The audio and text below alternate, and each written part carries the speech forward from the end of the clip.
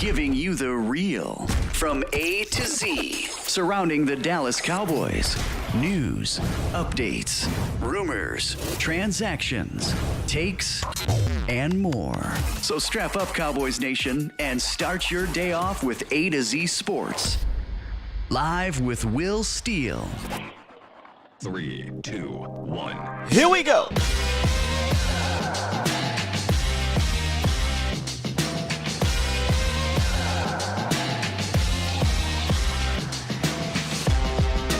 Good morning, Cowboys Nation. Welcome back to A to Z Sports Live from Oxnard, California. I am your host, Will Skywalker Steele. Smells different down here. Feels different down here. I'm fired up, man. This experience already, and I've only been to the one damn practice, has been legendary is what I called it, man. But we got some practice notes I'll talk about from Friday or Saturday's practice, and then got to get down to the press conference later. We'll talk about that. I'll let y'all in on the behind-the-scenes things going on there. There won't really be a roundup of sorts today. I will go over some brief news from, that came down the pipe last week. Tom, I'm sorry. I'm sorry for your Tom Downey burner account. I apologize. But we'll talk about that news as well. Hey, Jaws, no sir, this Holiday Inn, man. Volume did us nice with the hotel. I got to tell you that right now. They did us pretty cool. So salute to those guys. But this is A to Z Sports Live, and we are about 5 minutes away from training camp. I mean, we're right down the road a little bit here, and I'm going to get going a little bit later. It is 6:30 on the West Coast. Now, y'all know me.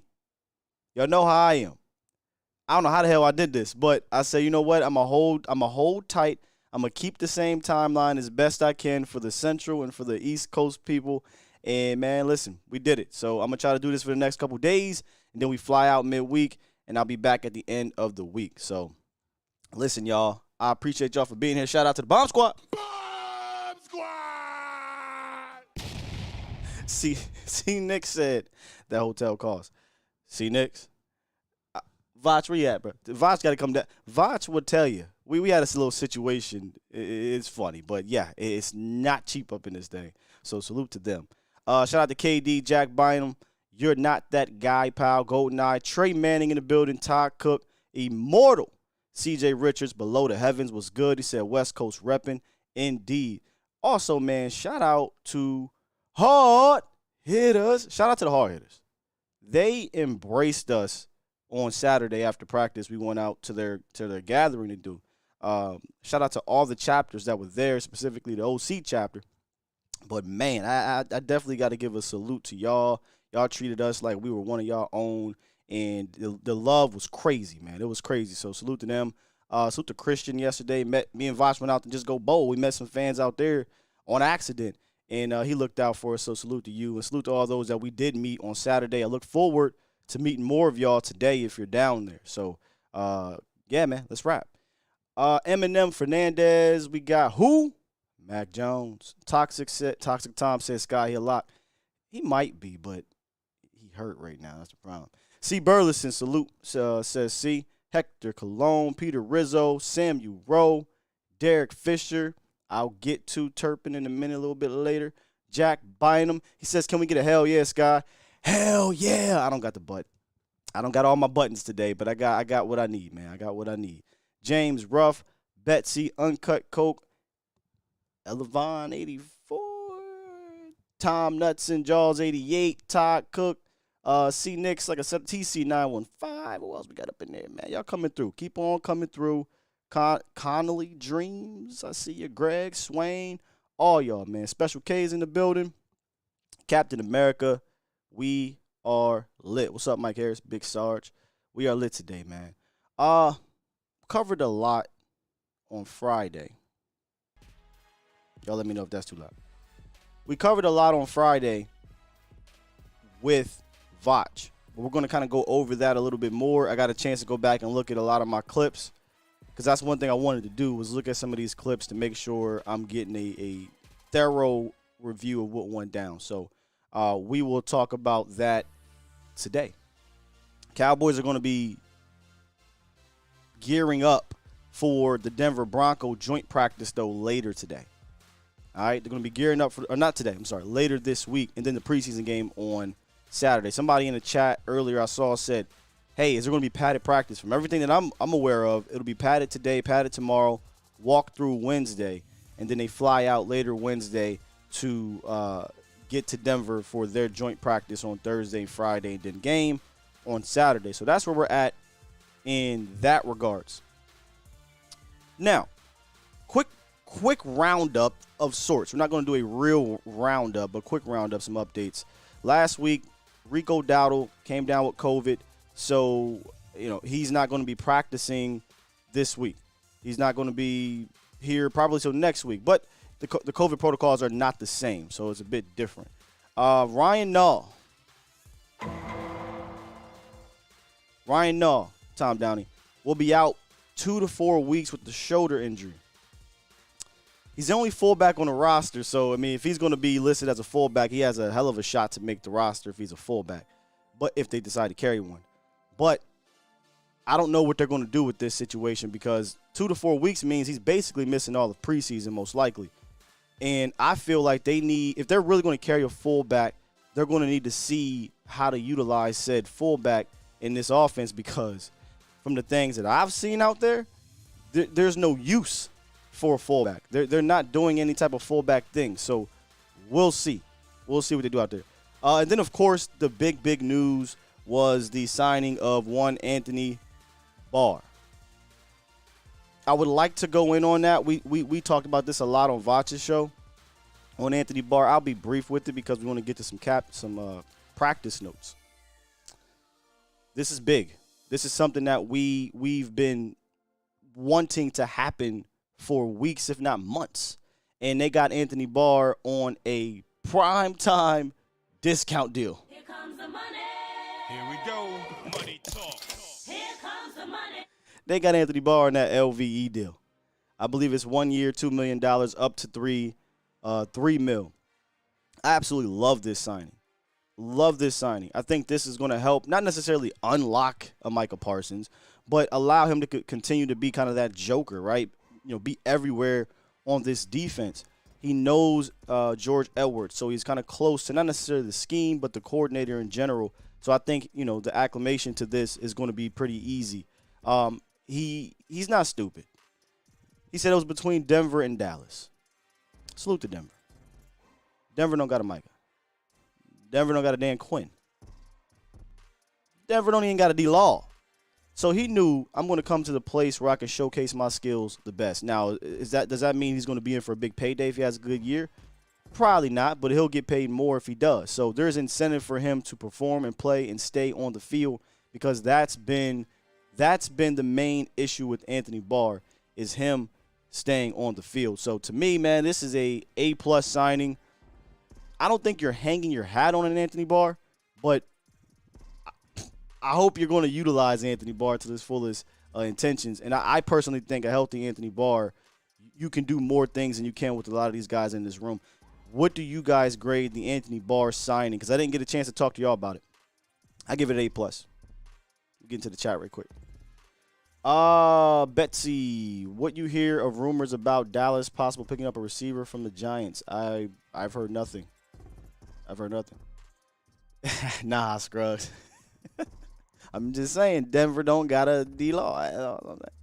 They don't got a D-Law. Sky, they should let the fans try to win the kicker job. That was the last thing on my little update here. As we get into the practice notes, I got you. Adrian thinks it's Everson all over again. Low expectation, low reward. I disagree. I think Everson Griffin came into a situation where he did not fit the scheme. We got fooled. Everson Griffin signing wasn't a bad signing. It was bad usage.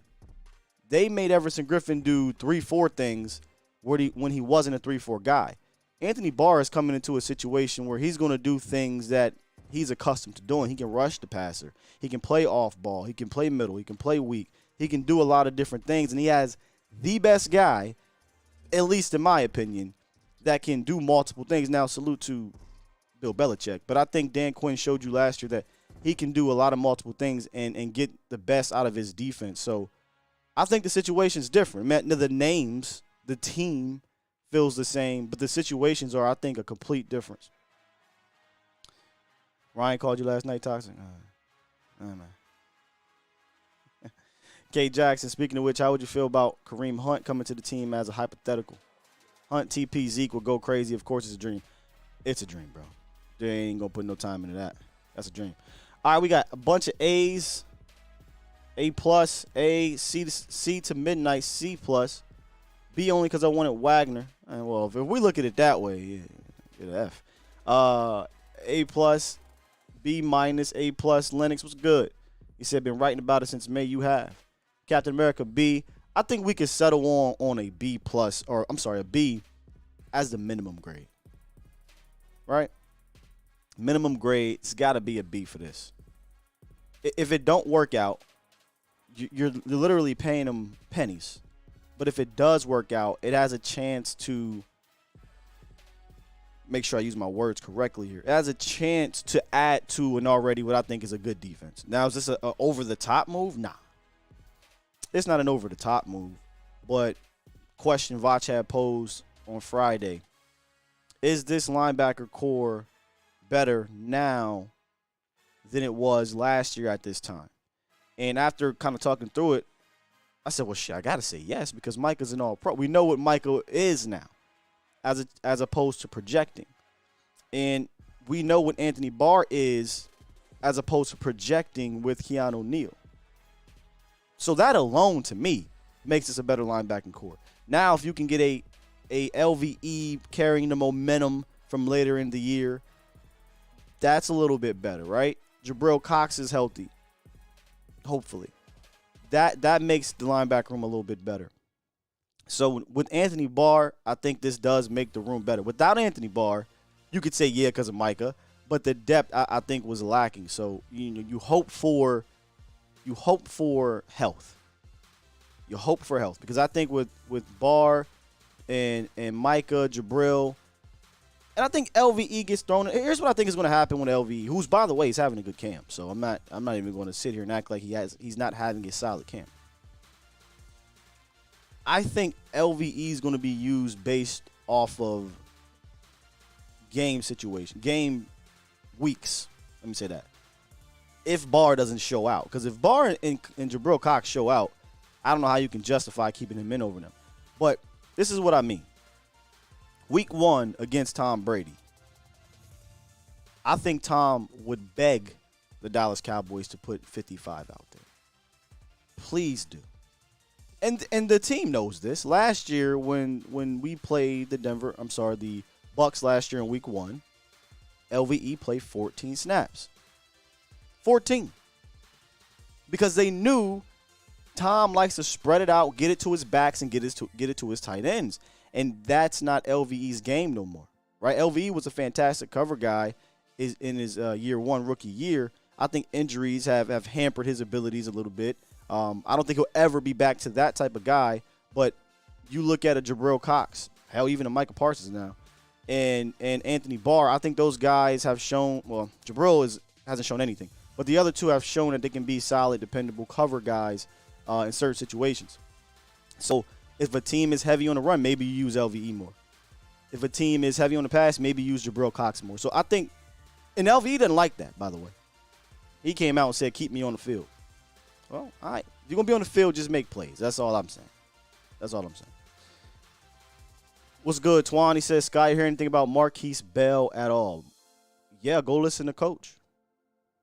Coach McCarthy and Coach Quinn talk very highly of Marquise Bell. And if I was back home, I would have chopped up the audio from Coach Quinn. Quinn said, you can feel his hunger. That stuck out to me. You can feel he wants this. This man's making the team. I mean, you hear Steven talking about it, Mike McCarthy talking about it, Dan Quinn talking about it. He's going to make the team unless he just completely tanks in the preseason. I think I said this the other week. He's coming for Donovan Wilson's job in the future. Will he get it this year? Probably not. But by next year, barring injury, he going to have it. So there's a lot of good juju going around with Marquise Bell. And he bigger than I thought. I thought Marquise Bell was 6'1", 6'2".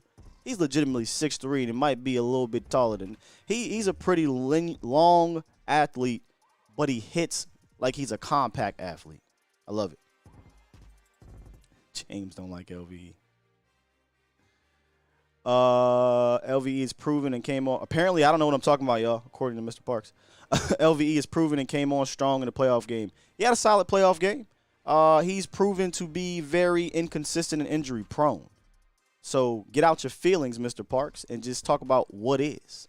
And what is LVE had a fantastic rookie year, injury prone, bad second year, injury prone, bad third year, a bad start to his fourth year, and then he came on stronger last year towards the end.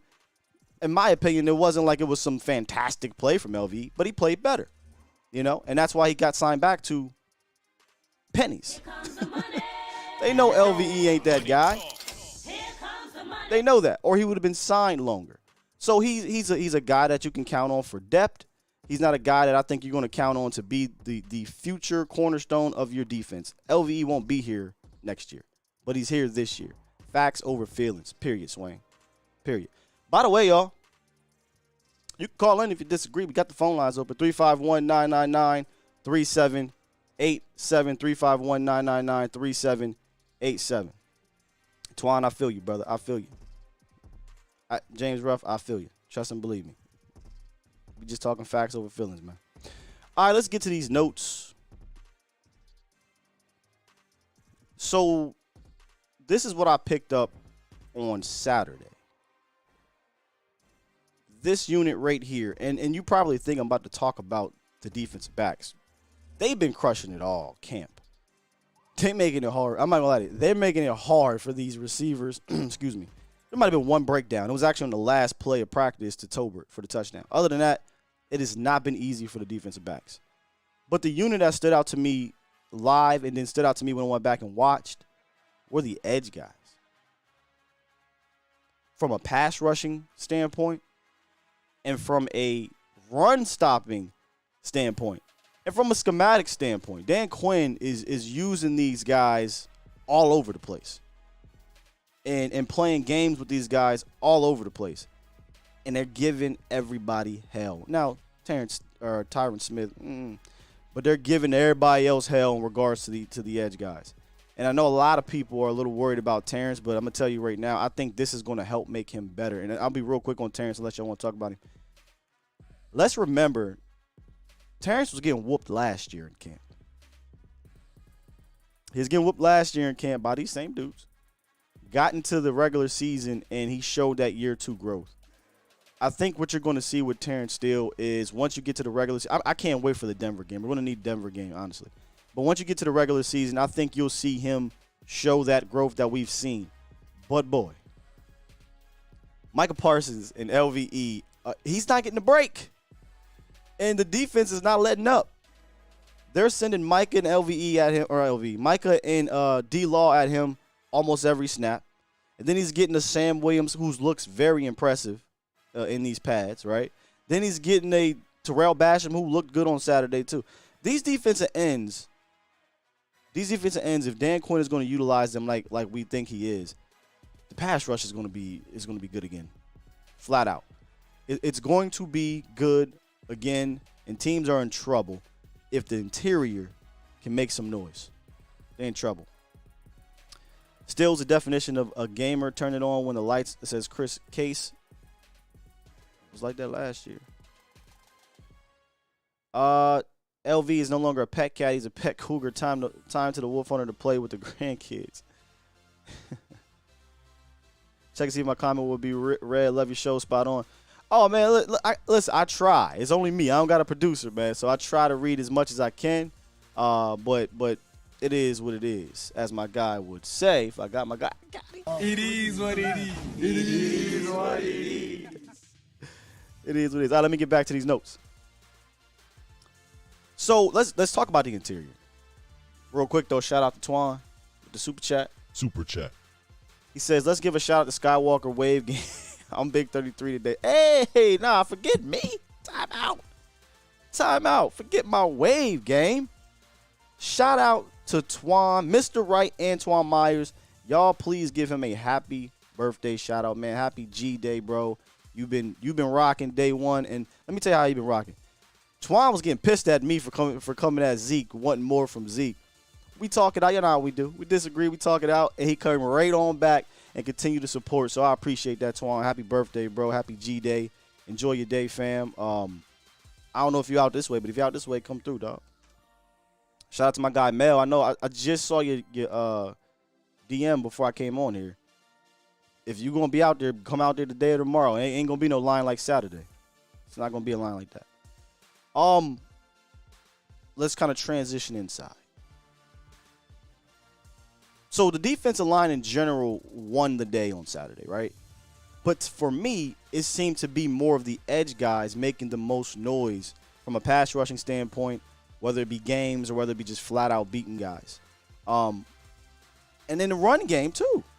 Sam Williams, let me just say this. Sam Williams against the run, I think, is going to be one of the more underrated facets of his game if he gets that type of tick. But DA's not making it easy. Basham's not making it easy. Was Vaj in there? Basham's not making it easy. Hold up. See, this is hilarious right here.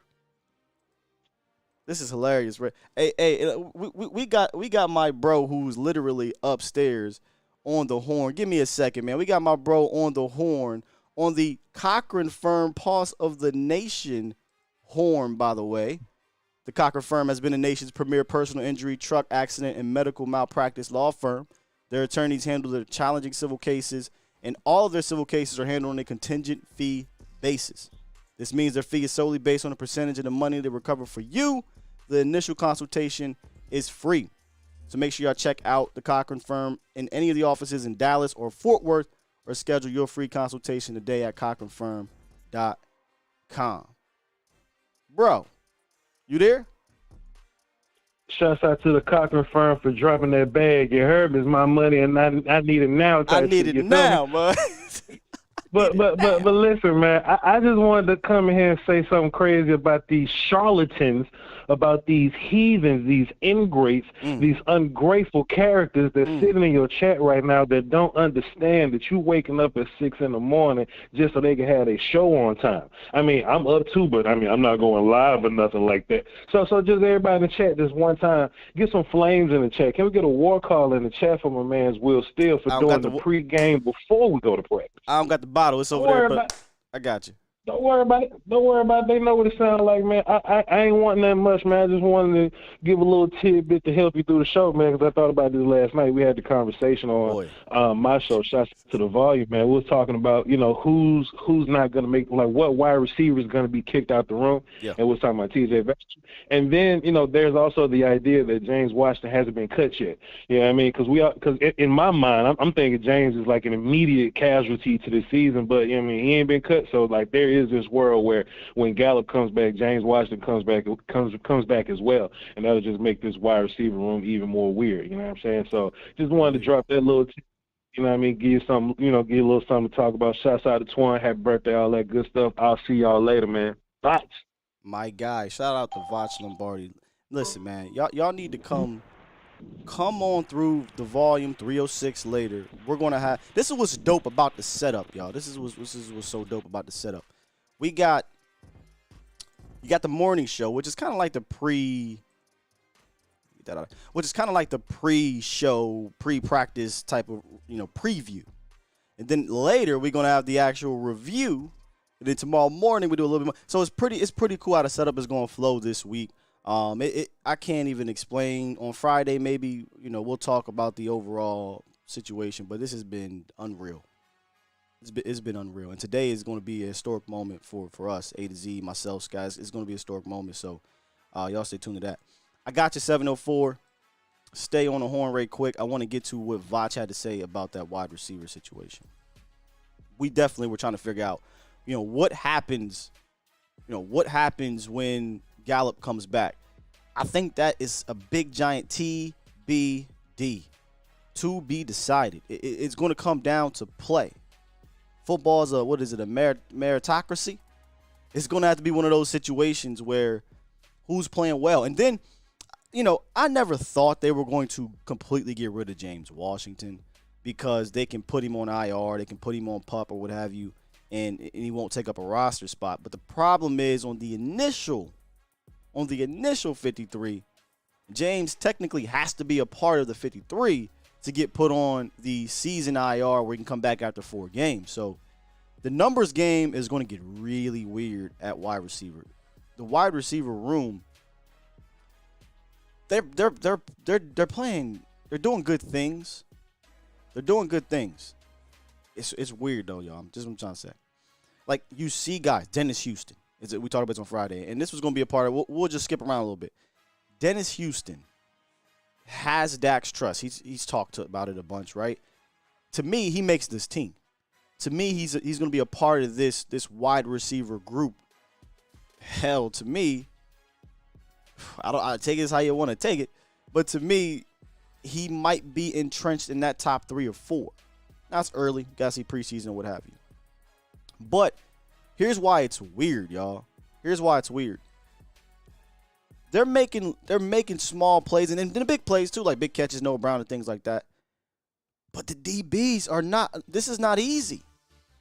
Like the DBs are making it so hard on these dudes. The passing offense has not looked crisp, and I don't think it's just because like the quarterback is looking terrible or this or that. It's just he got to hold the rock for a minute because these guys just aren't getting open like that. And even when they do make completions, go look at the 2 completions to Dennis Houston to get the drive going on Saturday. They were tight coverage by Trayvon Diggs. It wasn't big plays. You're talking about 6, 7, 8 yard receptions that kind of got the offense flowing. The backups, when Greer comes in there, shout out to Will Greer. Simi Fehoko is making some contested catches. Noah Brown is making some contested catches. Turpin, somebody asked about Turpin earlier. He's involved in the horizontal game of the offense. But there's not really a vertical aspect to the offense right now. Shout out to Dave Hellman. He asked a question about it, and Kellen Moore said it's more of a install thing right now. But passing offense looks weird. So that's why I'm ready. I'm excited to see what this offense, passing offense, can be up against the Denver Broncos, the Chargers, Seattle, whatever. And I mean practice. Dallas and Dak and Zeke and the boys, they're not playing in the preseason game, but practice. So there is some excitement with these young guys, the Dennis Houstons, the Turpins, the Fehokos, the Browns, even Vasher's making some plays. I don't think on a consistent basis he's been that guy, and he'll probably make the team anyway because, again, the room is not really that deep. But when they get into the teams, it's just not as smooth. And that could be the offensive line's not holding up against it, but they can't even pressure Dak in the sense of sacking him anyway. So he's holding on to the rock and trying to make a completion. But, man, it's not easy. So I'm saying, y'all, it's not been easy for this passing offense for Dallas. Let me get into the chat right quick. I did not see West Coast. We'll see if he's out there today. Greg says Gallup will be back by week 6. Boy, I hope it's sooner. I truly, truly do hope it's sooner. All right, we got 706 on the horn, the Cock and Firm Pulse of the Nation hotline. What's good, 706? Or 704, my bad, 704. What's up, Mr. Whitfield? It's Marcos McDowell from Charlotte, North Carolina. Charlotte, North Carolina building. What's goody? What's up with you, brother? I had something real quick, and I know a lot of guys might not like this if you're a Cowboy fan. Well, I think Antonio Brown's out there. Why shouldn't we pick up Antonio Brown? Too much. Baggage is not even a word I could use for that man. Yeah, He's toxic. Yeah, I like that. But Mr. Whitfield, I think our Cowboys get caught up on our Cowboy fans and even the owners. They get caught up on. I just want to know, can you play football? I want to win. I'm tired of losing. I want to win it. I'm ready to win the Super Bowl. But see, here's my problem, North Carolina. Go ahead. We saw the toxic AB come out towards the end of the season when he wasn't getting the rock from Tom Brady. What he gonna do when he come to a Kellen Moore offense that ain't got an offense that say spread the ball around? Yeah. What you think he gonna do? I know he'll get. I think he played with his heart on his sleeve. But I feel like if we think CD dynamic, just imagine how dynamic Antonio Brown is. I was just watching him the other day, just super dynamic player. Bro, that guy can help us immediately. No denying Antonio Brown's ability. But you also can't deny he comes with toxic traits that can literally cause a rift in your locker room. Yeah, but Mr. Wilson, I got this thing. We might have a rift coming up because this offense ain't looking too hot to me. Dak holding the ball a little long. Just imagine if our defense shut people down. You saw what the Broncos did to us. You're not going to be able to pass the rock. So you got to – I hope the run game's going to be lights out this year. Because if he's patting that thing 2-3 times, it's going to look bad. It's going to look bad. Listen, this is why it won't be a rift, though, bro. Dak is the big homie now. Who checking Dak in that room? Nobody. Hey, you know how sometimes your parents always tell you be careful what you ask for. You know, it might be a little too much. You know, it's a reason why we get playmakers in this game. That's why you want it. I'm with you. Cooper. I'm with you. I'm with you 100%. Look, this is what we have to be able to do as Cowboys fans, right? We have to be able to separate the fact that we are excited about some of the young receivers and the things that we are seeing, and then we have to say, okay, but them boys ain't caught a ball in regular season games, and you're going to be without the two other guys, opposite of CD Lamb that had game experience. They're not going to be ready for you for a few games. So I think it's pure hope and optimism on your part, which is fine to have optimism and hope, but it's just blind hope and optimism to say, oh, we're fine at receiver. Yeah. But at this point, it is what it is. So they're going to have to step up. Mr. Will Steele, even if we take I'd rather get a guy I know that can play. I'm not really counting on T.J. Vasher and Noah Brown. I just seen it. I don't see that when you got Jalen Ramsey. I mean, you just putting too much pressure on CD to be awesome, which I think he can be awesome. But you ask him to be the best player in the league I just don't see. I see him top 10, but top 5 that's gonna be hard. Well, not a knock on you. I don't care if he's 5. I don't really care about that, right? Like I care about how do they use him. And here are some encouraging things that we'll get to later in the show.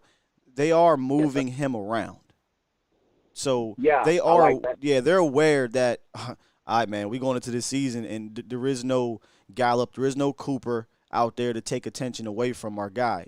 So they're moving him around a bit, and I think they're really going to have to do that a lot. And my view of CD, I kind of wanted him to kind of dominate as a boundary guy because I feel like that'll open up things more for everybody else. But I understand you can't pigeonhole him in right now because you need to be able to get him to rock. And the best way to get him to rock is to make the defense have to figure out where the hell he's going to be. Yeah, exactly.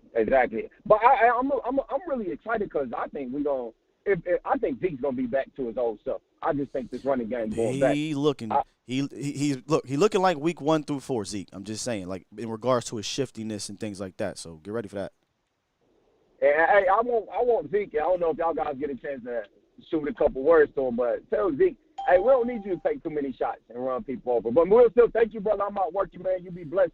Love the show, man. Thank you. Appreciate the love, man. Thank you. Bye-bye. All right, I was wondering how the lines was going to work while I'm out here. Pretty decent there, man. Pretty decent. What the? Hey, y'all call it. I'm going to get to y'all. Let me, you know what, man? I'm going to just let y'all do y'all thing. I had a few more things I wanted to get to here. I'm going to just roll through them right quick. We talked about the motion and moving around Ezekiel Elliott and not Ezekiel Elliott, CD Lamb. I saw a ton of that. A ton of it with Tony Pollard. And so I said, all right, let me go back. Let me go listen to Kellen Moore. Kellen Moore finally talked, and he said some things that kind of made my antennas come up. And he talked about, yeah, man, with the receiver situation, we're going to need to lean on Tony Pollard to do this and do that. He's done some of this and that at Memphis. And the part that made me go, huh? What was that? Was when he said that, yeah, we got to make sure we find ways to get both of them on the field. And I love to hear it. Now, Kellen said a lot of things that made me feel warm and fuzzy inside, right? He said a lot of things. And he showed me a lot of things at practice that made me feel warm and fuzzy inside. There might have been emotion on damn near every shotgun play. There was definitely emotion on every single rep that Tony Pollard and Zeke was on the field. And what was beautiful about it was there was different variations of things that came out of it. You had TP with a little quick pitch, right? You had TP getting a fake, and they'll go to Zeke on the other side. You had him kind of running some deep routes. He was moving every single time. Y'all know me. I love me some pre-snap and at-snap motion. But here's where Cowboy fans was like, show me in December. Show me after week 3. Show me after week 6. That's fair. That is completely fair because we've seen the trend under Kellen Moore. It starts out like this, and that's why I say Kellen Moore going to be Kellen Moore the first month of the season. I'm 100% believe that.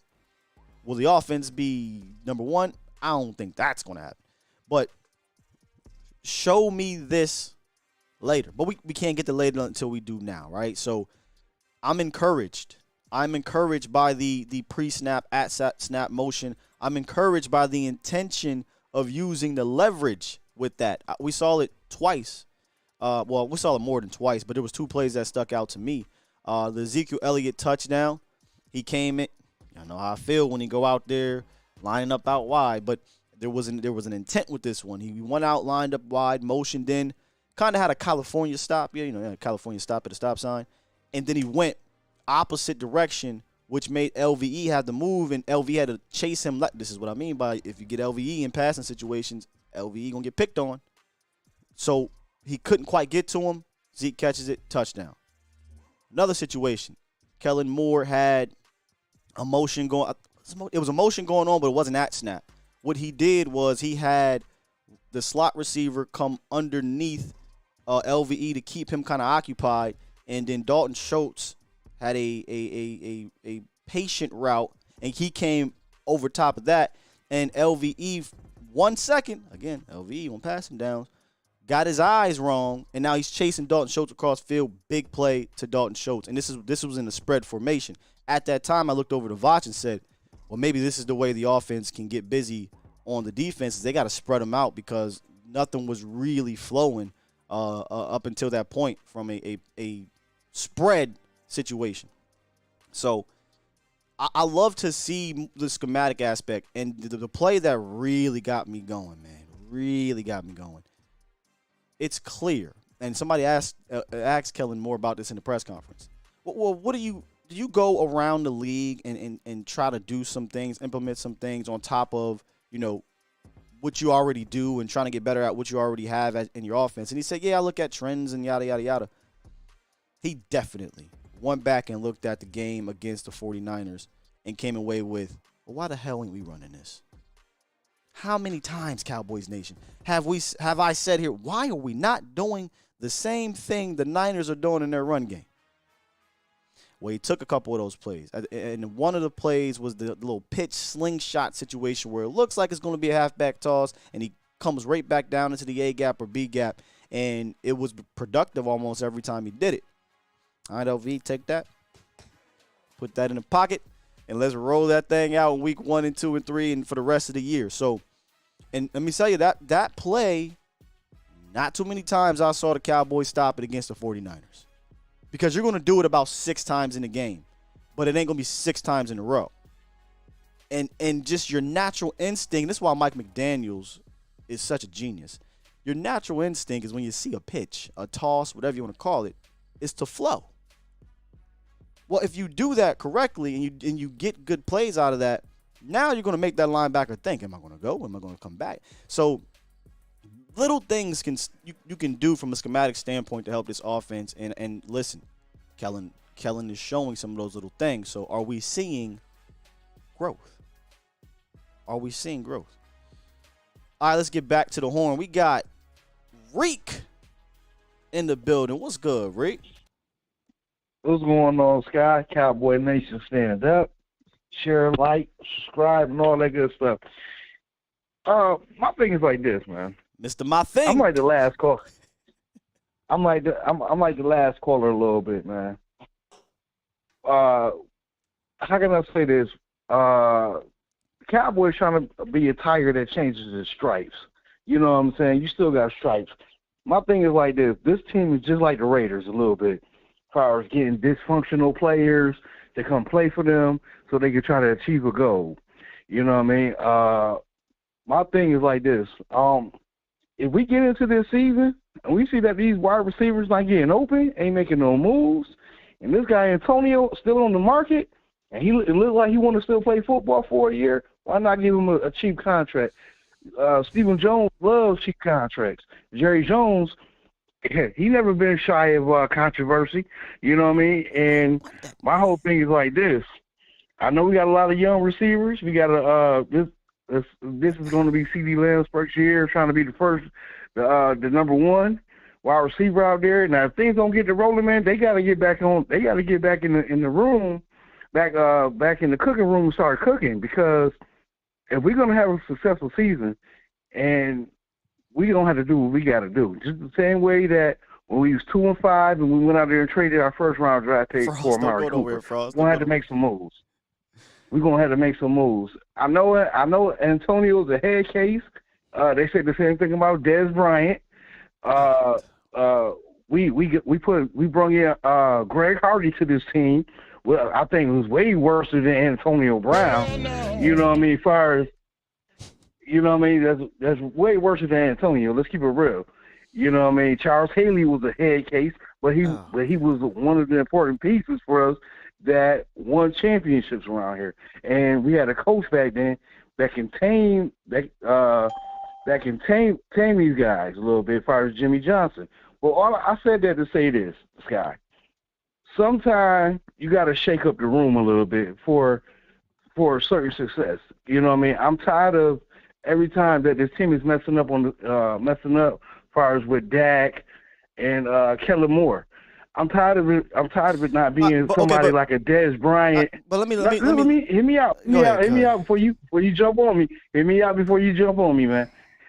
I would like a wide receiver or somebody on this team that gets upset when we're not out there making plays. That's going to be boisterous. That's going to say something to a person like Kellen Moore, because Kellen Moore, I don't never see nobody saying nothing to this dude. I don't have a problem with passion. I don't have a problem with Antonio Brown's on-field passion and play. But he's toxic. That's the problem. Like, this isn't Dez Bryant. Dez Bryant wasn't toxic. Dez Bryant was passionate. This man is toxic, bro. He's in 3 different organizations that he had a bunch of toxic energy in all 3 of those locker rooms, and they had to kick his ass out. That is completely different than Charles Haley. That's completely different than Dez Bryant. That's completely different than a wide receiver saying, "Hey, we shouldn't run this play because they're not playing it this way," and yada yada yada.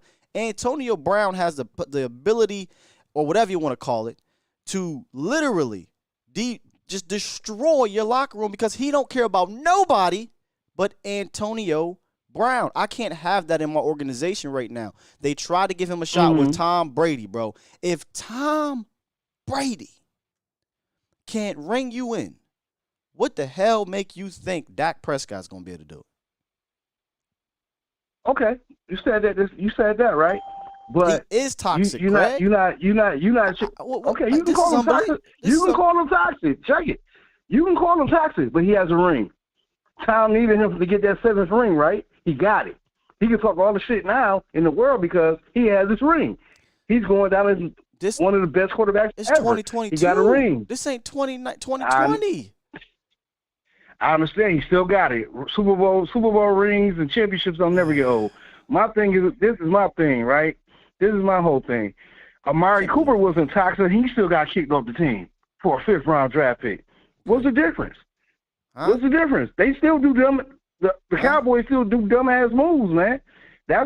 You don't get how you gonna go spend the first round draft pick on somebody? What does that have to do with anything? What does them moving on from Mari Cooper have to do with tying in for Antonio Brown? Please explain. My thing is like this. How can they point their finger? How can people point their finger and say, "Oh, Antonio Brown is toxic and this, that, and other"? Okay, how? The dude's a little nutty. How? What do you mean how? He's giving us all the reason to how. He literally said, "I have mental issues," which is fine, but do those things to get better in that aspect, right? Is he out there doing that? Doesn't look like it to me. He's 3 feet out the door, dog. He don't even want to play football for real no more, man. Y'all want to bring a dude in here that's really done playing football? What are we doing? Now, if you saying he doesn't want to play football, I can agree with that. He don't. But if the dude still wants to play football and make music and do concerts, and that's cool. But the Cowboys need somebody that's all in. Okay, you say that, man. I get what you're saying as far as that, but I'm just saying on the winning aspect, I don't want to throw. My thing is like this. I'm at the point now with the Cowboys. I'm willing to do whatever it takes to win. You know what I mean? I don't disagree with that, but there are other avenues. Yeah, that's where I'm coming from, bro. There's other avenues to take than Antonio Brown right now. Like that. Why are we even? What are we doing here with Antonio Brown? This dude he's done. You know what I'm saying? There's other avenues to go. Go trade for a receiver. Go grab one of these other veteran receivers. But Brown is not. Listen, man. Just imagine putting a guy who literally will cuss your whole entire staff out for not getting the rock on a team where your offense is designed to not get it to one person. Just imagine that. What happens in that locker room? What happens with your quarterback? This isn't prime Antonio Brown. This is 34-year-old Antonio Brown that's out there doing concerts and not ready for football. So just there's other things. Okay, cool. I understand, Sky. I'm not saying that. How can I say this? I'm not saying that Antonio Brown is the one that can get us to the promised land, but at the same time too is these guys going in toward this season. If we're seeing and they're seeing that they need some help in that wide receiver room, is they willing to trade another first round draft pick for for a top notch wide receiver? That's what I want to know. How crazy? Or they just gonna say, forget it, we gonna roll. You know how crazy? How crazy would that be, Reek? We get to week 4. And he look around and be like, well, dog, this wide receiver room ain't going to do it. So they're going to trade a first-round pick for Tyler Lockett. How crazy – and I'm just throwing out the name because I see it in the chat. How crazy would that be when you had that man in your room already? But I'm not going to rehash that up. I ain't going to rehash that up, man. That's all I'm saying. But Sky, man, have fun out there, man. Yes, sir. Do your thing, man. You and Vosh, y'all do your thing. And the rest of the guys out there, y'all do your damn thing out there, man. I got faith in y'all, man. I know y'all going to give us the best coverage of what y'all see out there. Hey, man. Blessings, man. Peace. Appreciate you, Rick. Is that what we doing today? I need to know if that's what we doing today on the AB front. Let me see. I'm trying to fix something for y'all because we on a little bit of a we finagling, we finessing the whole situation set up today.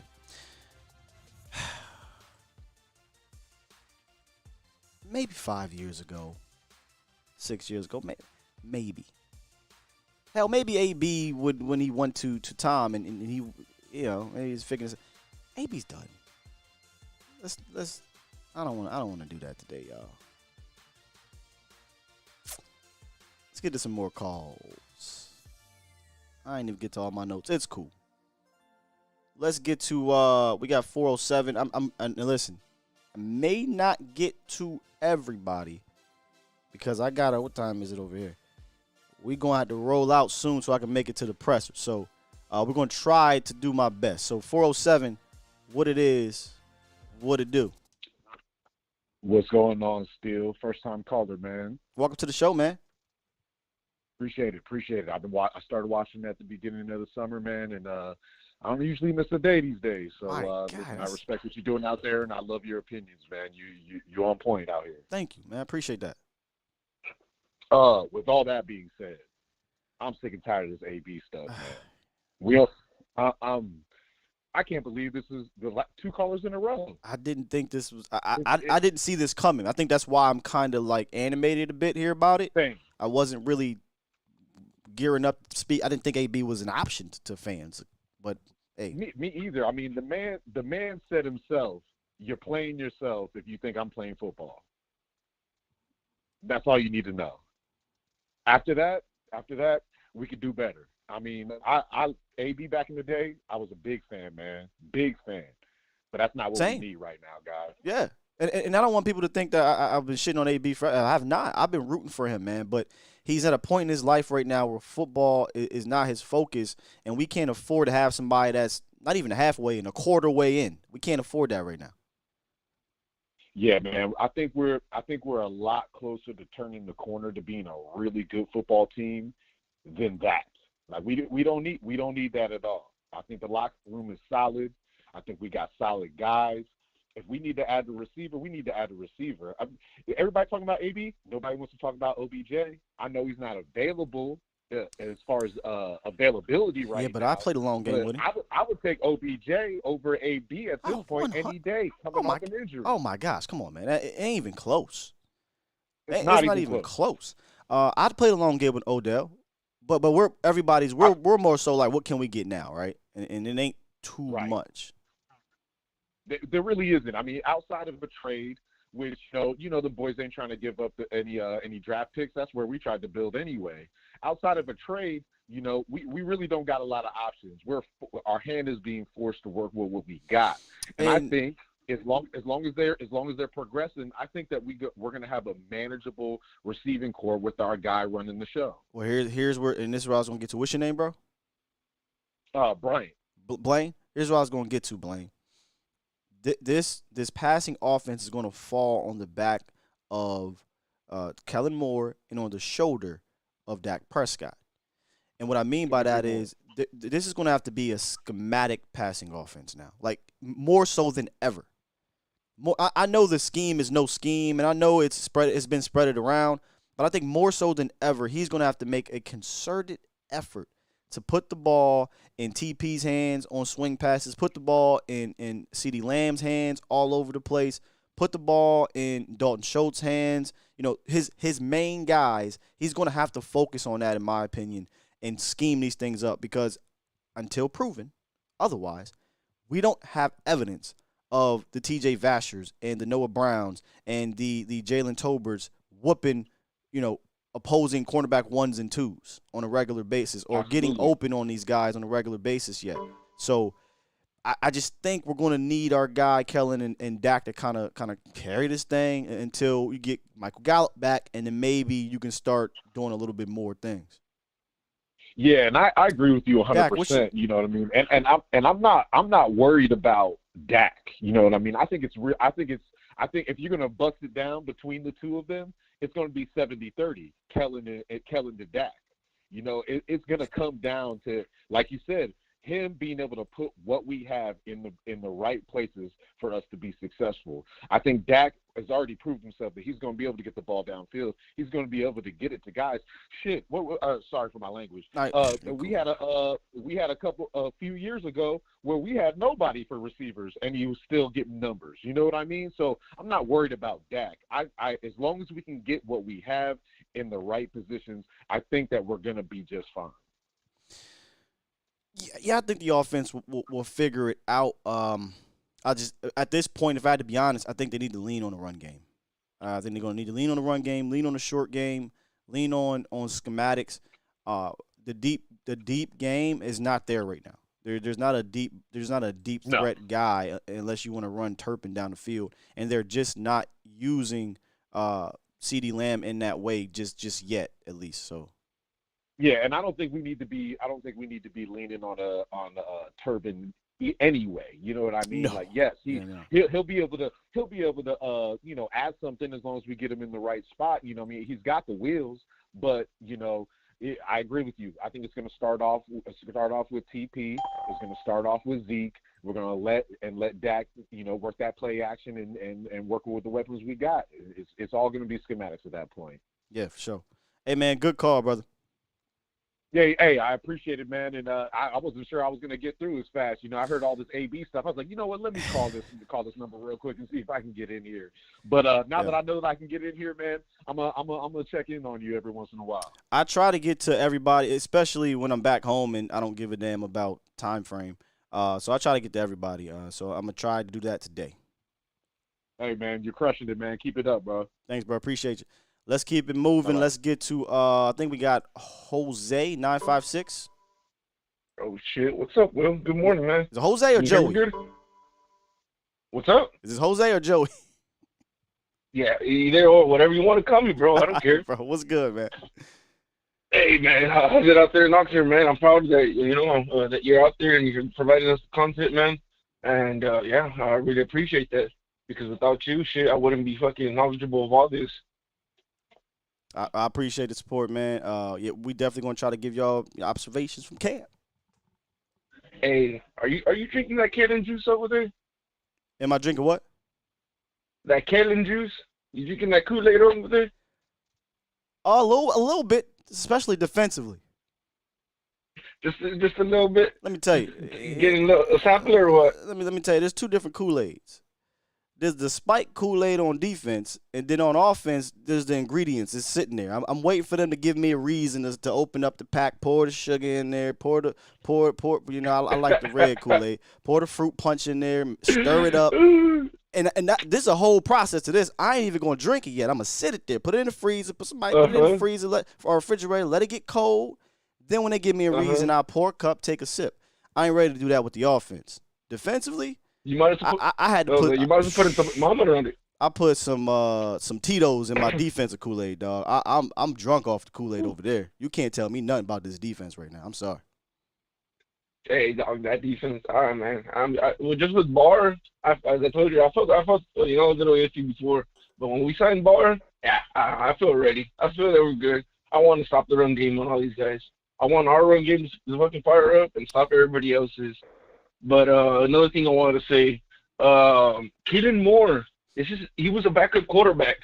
So this is his first time into a scheme that is coming to where he lost a lot of guys and he doesn't know what to do, I'm assuming. It's the first time since what now? That he's lost a lot of people, that, like a lot of talent. And he's struggling on some positions, where he's missing, key guys. Where he's not strong enough. Yeah, this will be the first. This will be the first time he doesn't have that ridiculous wide receiver room. Yeah. So I think he has his back against the wall, and let's see what he can do this year, man. I hope he pulls some cards out, and shit, I would love to drink some juice too, man. Cause shit, thirsty as hell over here for that offense. Yeah.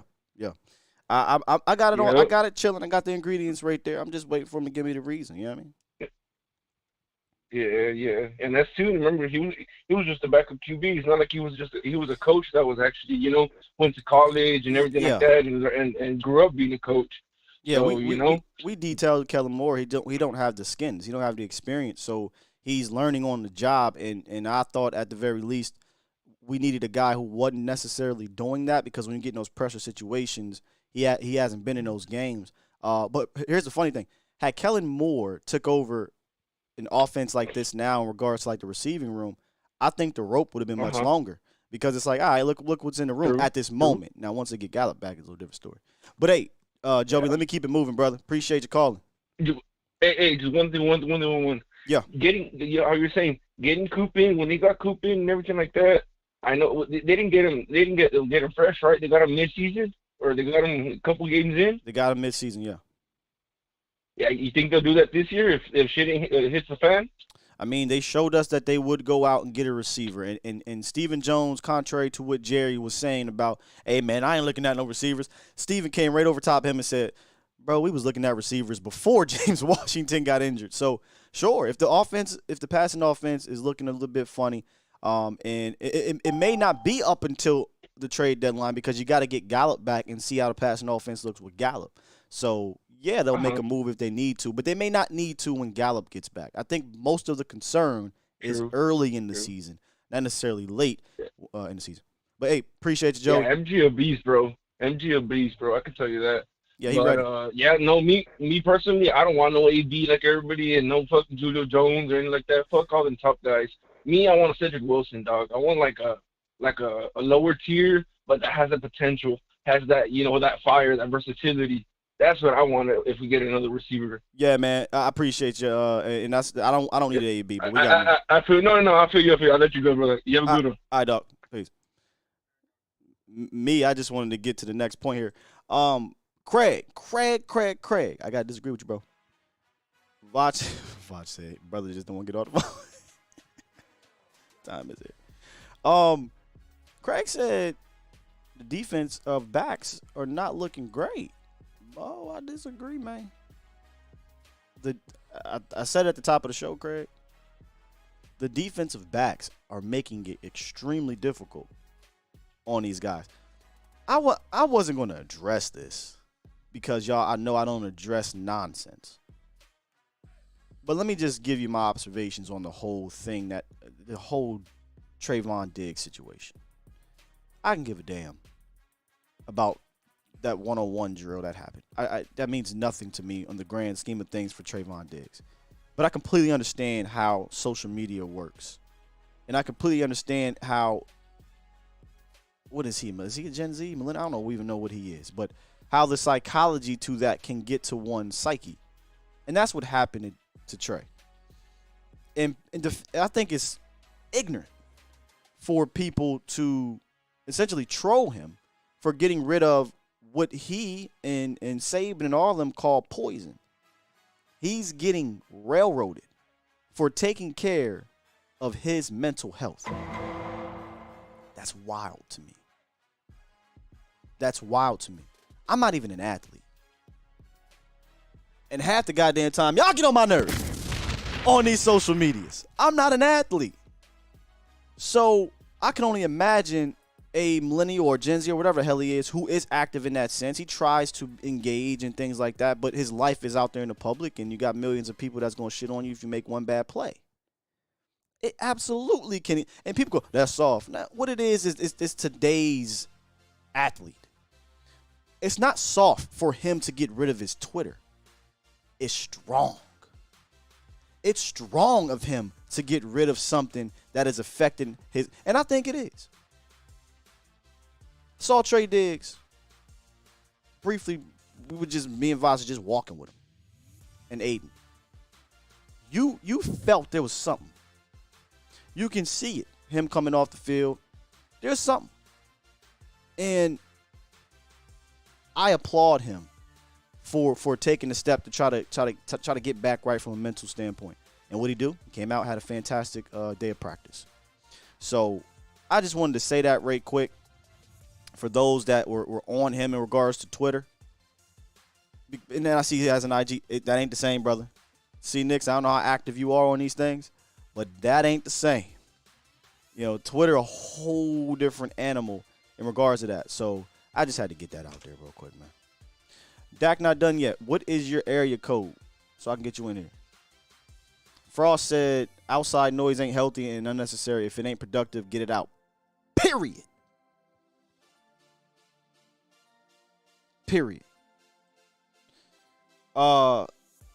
Is this my guy, Mel? Mel, that's you? King Sky, what up? Welcome to the West Coast, dog. Hey, man, I'm over here crip walking. Let me chill because the hitters might be watching. I listen, y'all. I'm just having a good time. Yeah, I said Sky got to put that Nipsey on that dedication because he on early morning with the A to Z polo on, ready to go. Well, let me tell you something, Mel. Me and Vach, we want to roll up to all the good stuff, right? But the way we got set up, we can't necessarily do that, man. They ain't give us no West Coast card. They gave us, I don't know what the hell they gave us, but they ain't give us no West Coast card. I'm gonna just tell you that. They got y'all working, man. It's all good. Yeah. It's all good. Reek, you my dog. Reek, I feel where you going. I understand you desperate. I understand the desperation, man, but that's not the move. Nobody wants to bring in another wide receiver more than myself, Scott, you, all of us, we all want a veteran in here.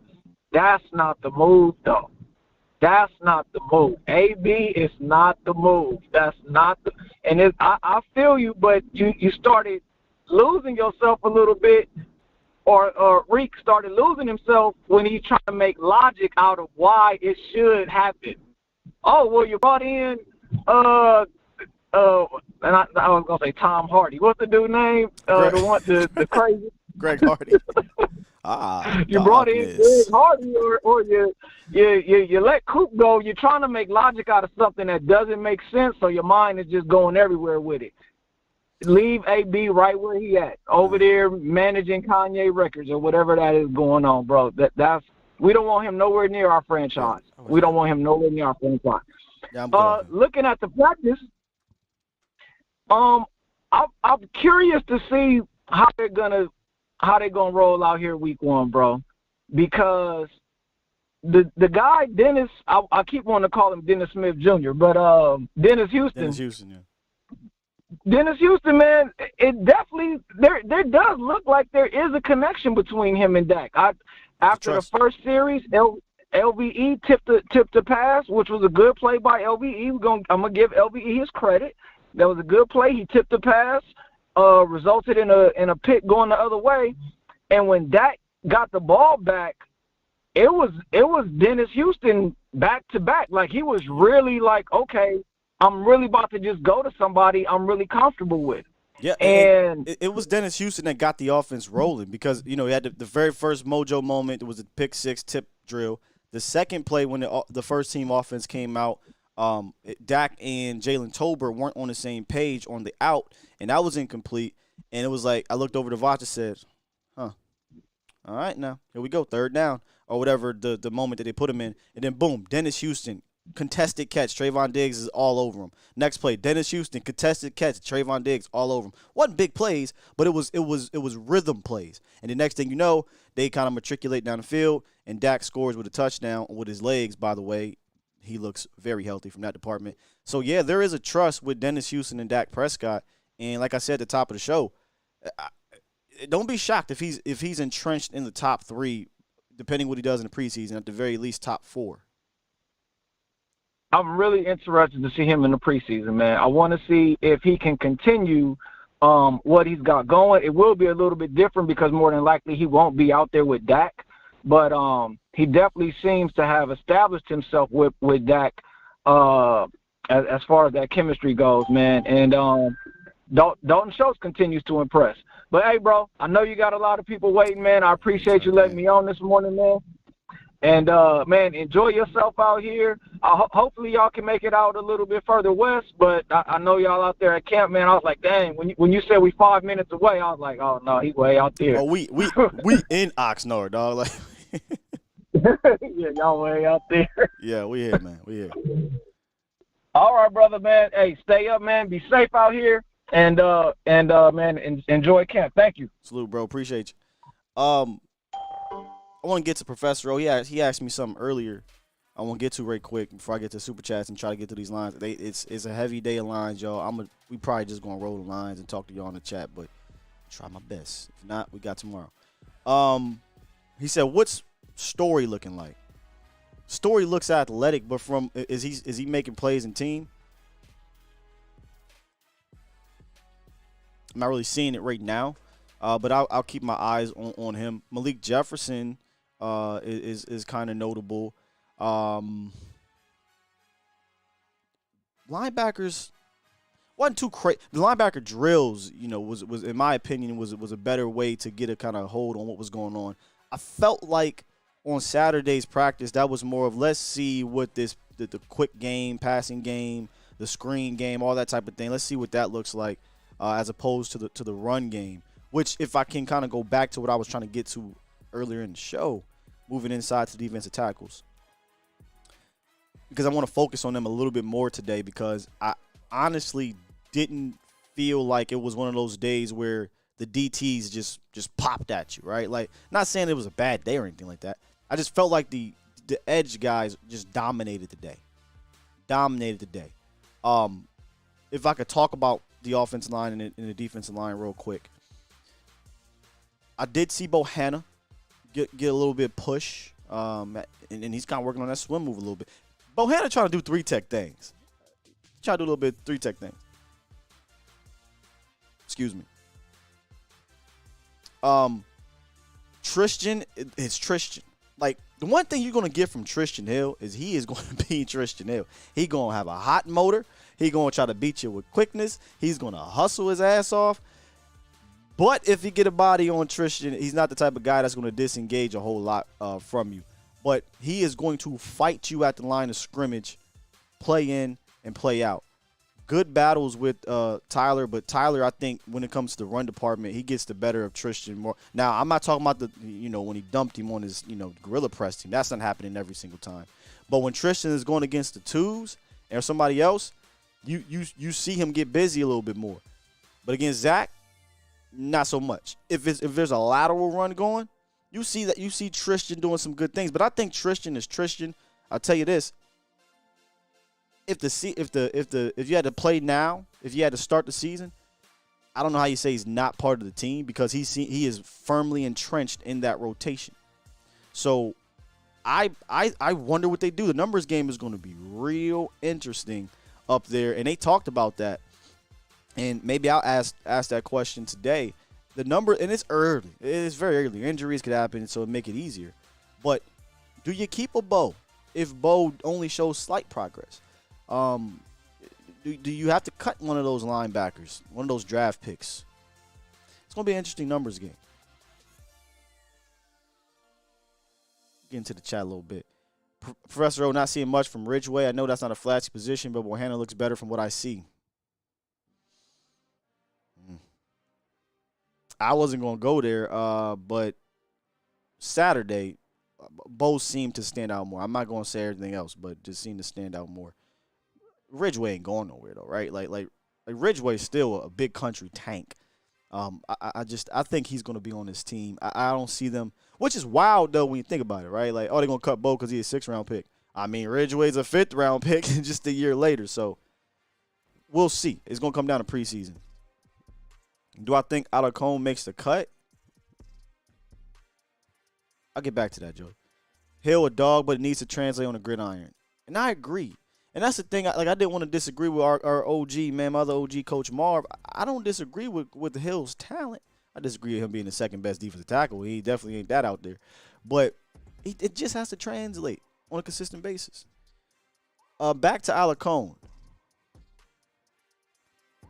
Let me just say, maybe the most disappointing player I saw on Saturday in person for me was Josh Ball. Because y'all know how I feel about this swing tackle situation. I don't like how they're going about it. Which kind of falls in line with everything they do. Hey, let's see what the young guys got and go sign somebody. But y'all could have got better plays earlier. Whatever.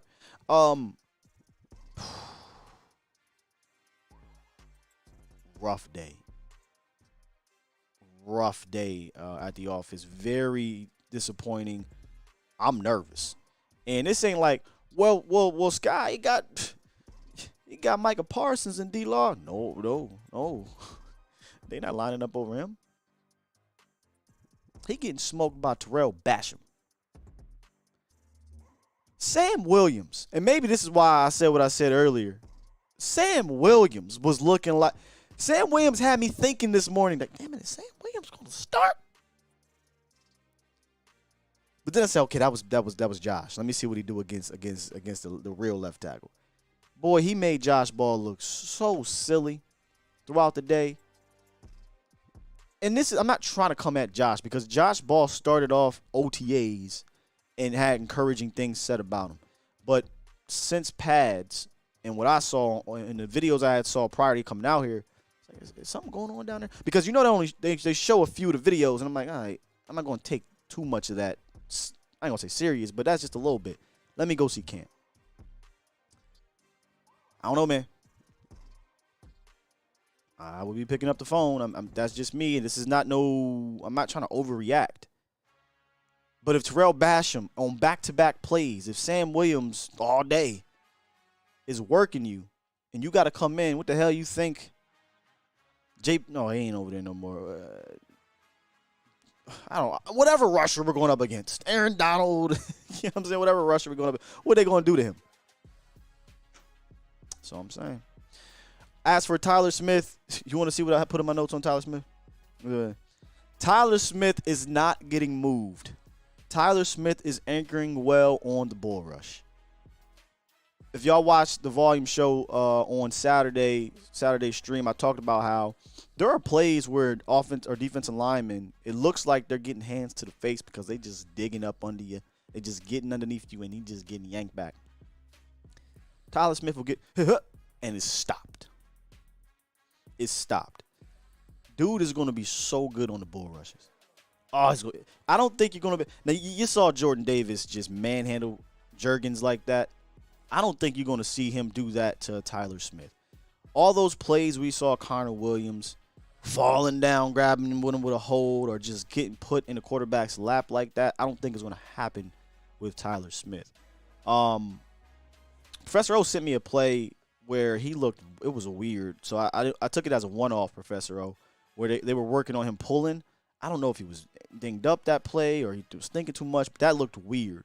But when you saw Tyler Smith get out the second level on the screen, you saw the athleticism kind of pop up. So I'll keep my eye on him on the pull plays to make sure that was a one-off. But I like what I saw from Tyler. Didn't like what I saw from Josh. And Terrence Steele is he. Y'all know that meme with the Popeyes lady where she leaning over like I'm tired. Y'all done brought out these spicy chicken sandwiches, and I done made 1,000 of them.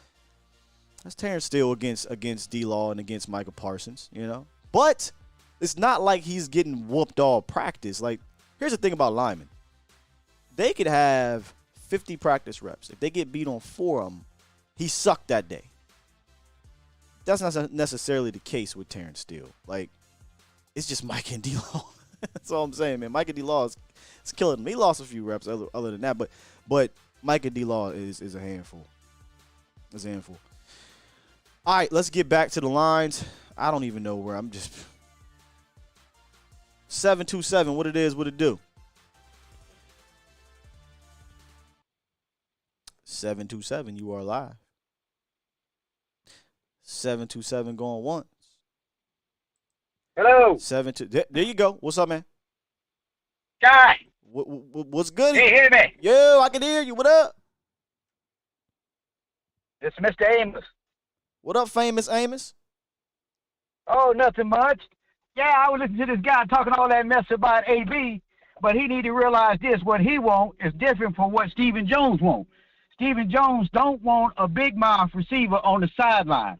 He's like his receivers two ways: cheap and quiet. The minute someone starts running their mouth like this and T.O., he ain't got a stomach for it. He's so cheap and quiet. Stephen is going to put on that team a quiet wide receiver. He don't like a diva. I mean, you got something that's cheap and quiet. I kind of got a bad connection with you there, brother. No, you got me? Yeah, I got you now. And in closing. What's that? Okay. Well, they got the coaches know what they got on that team. Yeah. Just like we didn't know Romo was coming from somewhere when we replaced Drew. And we have to have confidence in the system. Dak gonna throw to the people that he's comfortable with, not the people that we want him to throw it to. We got a good team. I mean, we're a run-first team. If we got to get to throwing the ball, jacking it up every game, then we in trouble. We got a good running game. We got good receivers. But if Kevin can Kevin can learn a system and master it and stop getting schooled by these old defensive coordinators, we'll be all right. Take care, young man. And like I told your boy Voss, you look like a youth pastor to me. You're kind of like surprised every time you hear a cuss word come out your mouth. Say, "Oh, pastor," but that's not a bad thing. Looking like a youth pastor. I appreciate you, famous Amos. That's a All different right, one. you pastor. Take care now. You've passed the sky. All right. Hey, man, the young girls come to church. It'll be high skirt Sunday when you show up. Oh. We got to get you out of here, famous. Later, dog. Take care, brother. Bye. That's new. That's the furthest thing I am. Yeah. But I appreciate it, man. You know, and it probably do shock y'all when I drop a little something. But off air, I ain't saying I'm a sailor, but I try to be as professional as possible. But sometimes y'all get on my goddamn nerves. Oh man, a youth pastor. Youth. Nah, Voch is wild. See the way Voch work the phones. Y'all better come correct. I'm telling you. You better come correct. I was going to say something. I forgot. But the high skirt Sunday took me, George. The high skirt Sunday? All right. My lady. That's hilarious. I do cuss a little. That's funny. All right. Let me get back. Look, I ain't going to get to all y'all. I'm hungry. Yo, Voch, you trying to go hit what time the Continental end? I need to get the Continental. I'm hungry. Let's get to, I don't even know who was holding. I think 318 was holding. 318, what's good, 318? Thank you for waking up this morning, giving us this show. No problem. Also give you props for the Trayvon take because I don't think other people realize this, but it ain't just the play that happened with Simi that he's been taking these kind of hits. Right. What they've been talking about all summer, plus this blowing up at the same time, because all summer he's been giving up 1,000 yards and stuff like that. Yeah. Taking a break from Twitter is something that probably is time because he ain't been able to answer for nothing until not yet the regular season. Facts. So, excellent point. So that's the interesting part of it, and also the AB is very short for me right here. 2 games in, he don't get more than 10 targets in those 2 games. He walking out the stadium anyway, so ain't no point even talking about AB. So that's the way I'm feeling it. But thanks for the show, and I'll let you go, man. Thanks, bro. I mean, perfect call, man. Quick, short, sweet. Got in and out. Appreciate you. Man, the youth passed. We might have to run with that. All right, keep moving. 727. I think I'm going to lock these lines while we at it. 727, what it is, what it do? 727 going once. 727 going twice.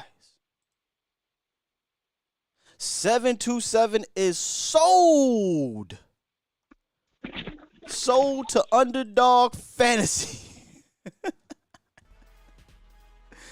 Hey, y'all, listen. I didn't talk about it yet, but y'all know I'm doing a fantasy league, right?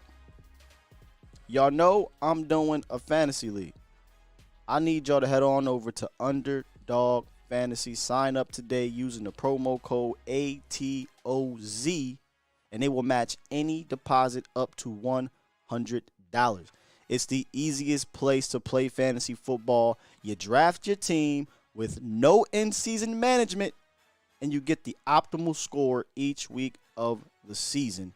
And you got a shot to win $10 million in total prize money in their Best Ball Mania 3 contest, meaning you can draft as many teams as you want and enter as many teams as you want in the Best Ball Mania tournament, which, again, you draft, you leave it alone, and you're good. Well, you know, back in the day, they had those things. Set it and forget it. That's basically what this is. You set your lineup and you forget it. You pick your team and you forget it, and you good for the rest of the season. So, do me a favor. If you want to rock in my fantasy league this year, and go to A to Z. Go to Underdog Fantasy. Use ATOZ as the code. Hit me up. Let me know you did so.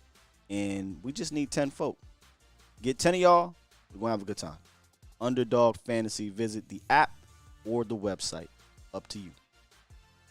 Let's get back to the phone lines. We already sold 727.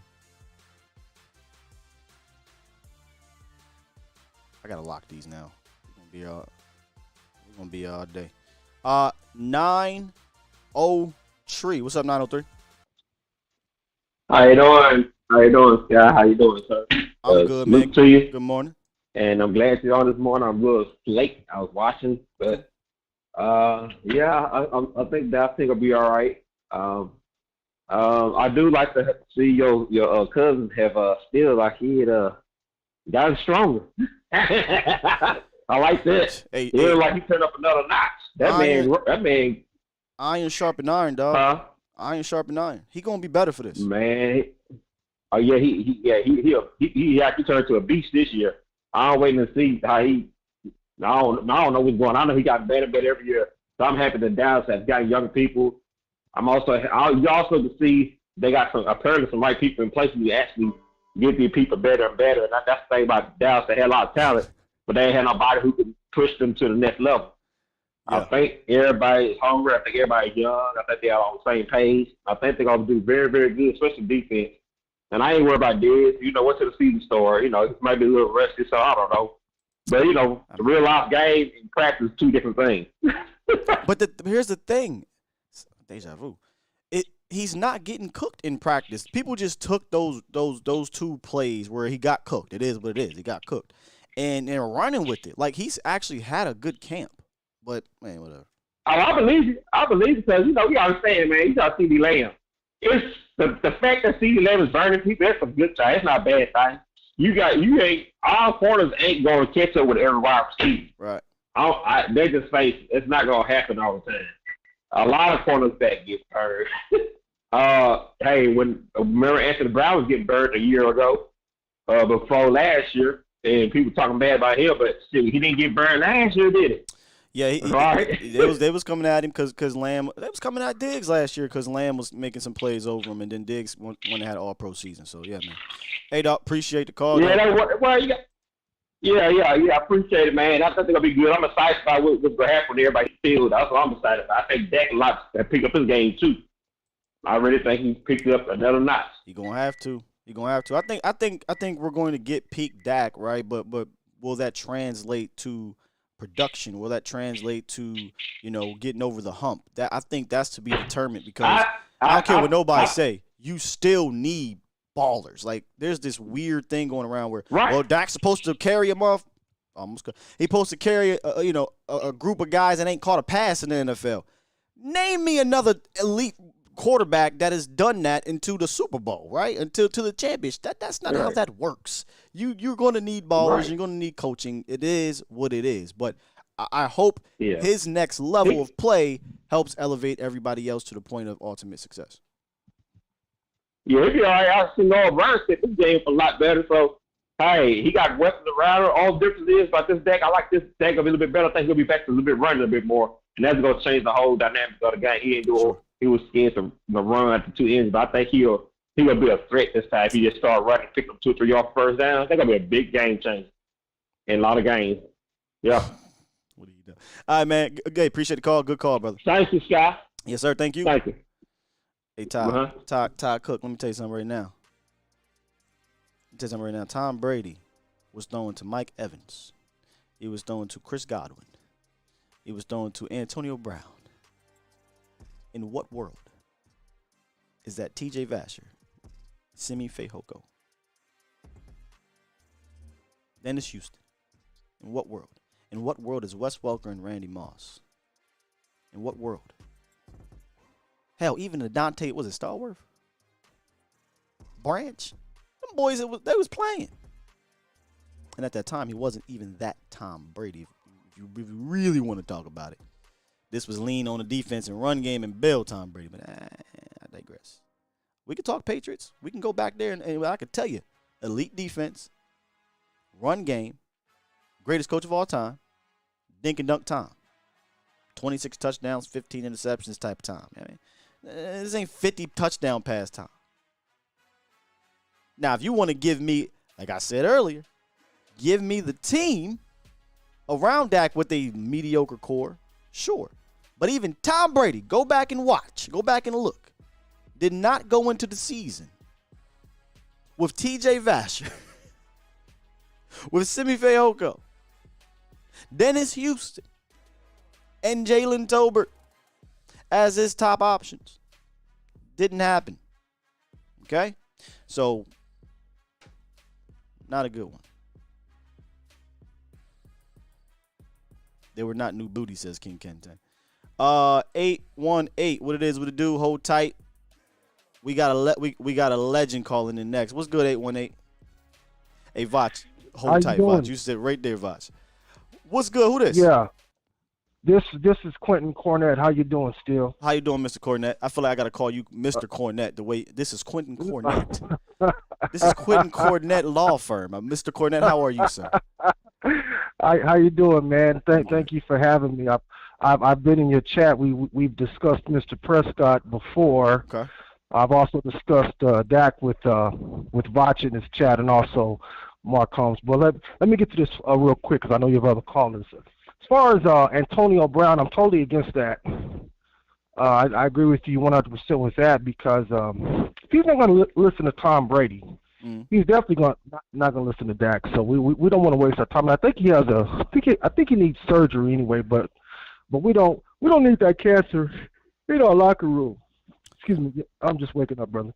Damn, I'm boring you, bro. No. I'm sorry, but I'm messing with you, man. I just had my energy drink. I'm sorry. As far as Dak, listen, I'm 50 years old. I've been a Cowboy fan since 1981, brother. Yeah. Okay. Every Cowboy quarterback, for some reason, is criticized because, of course, the Cowboys America's team, the history, blah blah blah blah blah.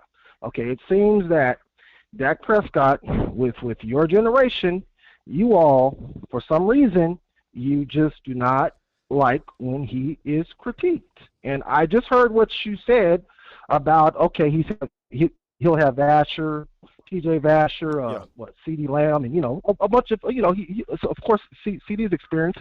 But I just saw a quarterback named Joe Burrow last season not have any Pro Bowl offensive lineman or All-Pro, and one rookie wide receiver named Jamar Chase from LSU take his team to a Super Bowl.